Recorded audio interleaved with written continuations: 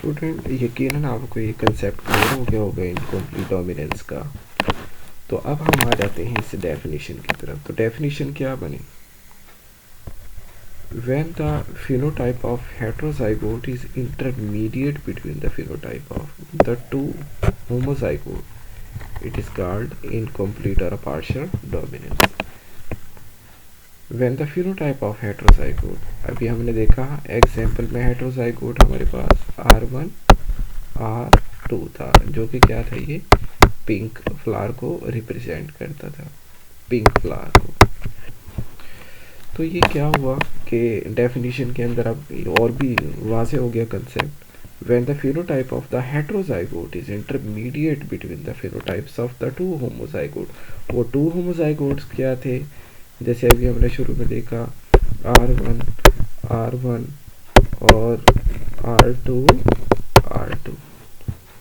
तो अब आपको एक कंसेप्ट पास हो गया, क्या हो जाएगा, ये इनकम्प्लीट डोमिनेंस क्या है।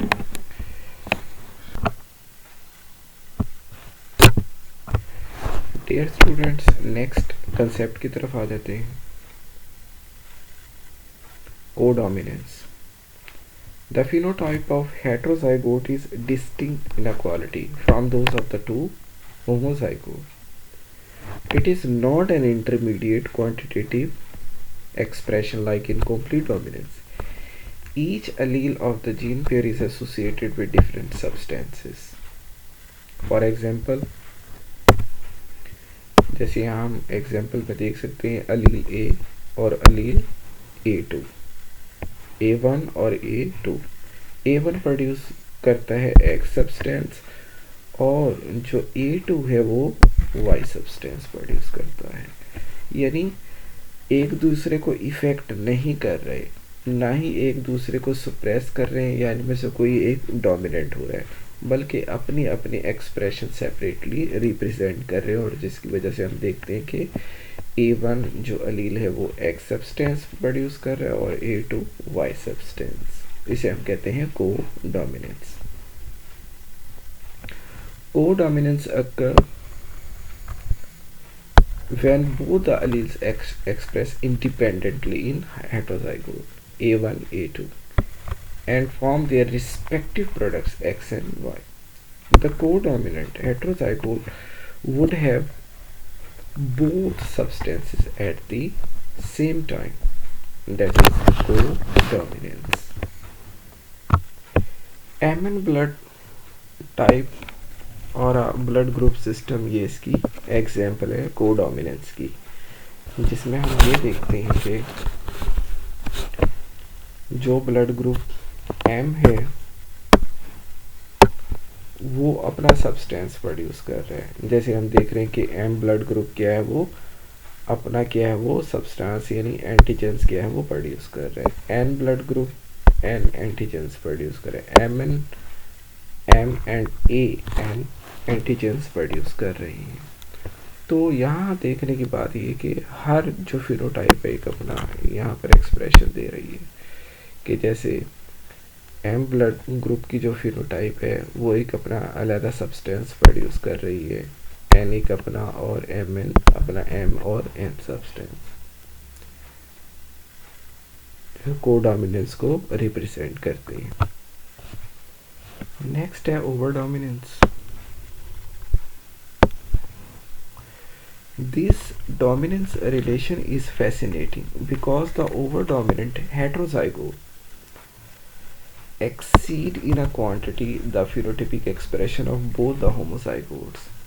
जो पेरेंटल कॉम्बिनेशन है, इवन जनरेशन है, उनमें एग्जिस्ट करने वाले जो होमोजाइगोट हैं उनके एक्सप्रेशन से, उनकी क्वालिटी से क्या है वो एक्सीड करता है।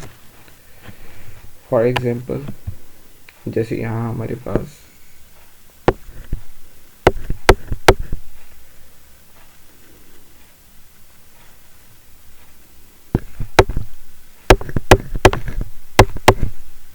एक ये होमोजाइगोट और दूसरा वाइट आई, ये हमारे पास वाइल्ड और ये वाइट आइड। तो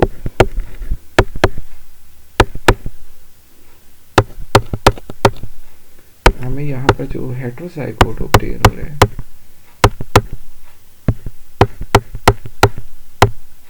इस हेट्रोजाइगोट के अंदर, इस ड्रोसोफिला के अंदर मोर फ्लोरिसेंट पिगमेंट एग्जिस्ट करता है एज कंपेयर टू होमोजाइगोट यानी पेरेंटल P1 कॉम्बिनेशन के।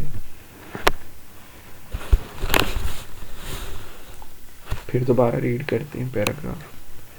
This dominant relation is fascinating because the over dominant heterozygote exceed in quantity the phenotypic expression of both the homozygotes. In fruit fly Drosophila melanogaster, the heterozygote W plus W has more quantity of fluorescent pigment in eyes than wild W plus W plus or a white eyed WW, जैसे यहाँ हमने शुरू में P1 combination के अंदर देखा। तो ये होमोजाइगोट से एक्सीड कर जाता है ये इस हेट्रोजाइगोट के ट्रेट का एक्सप्रेशन, जिसे हम कहते हैं ओवर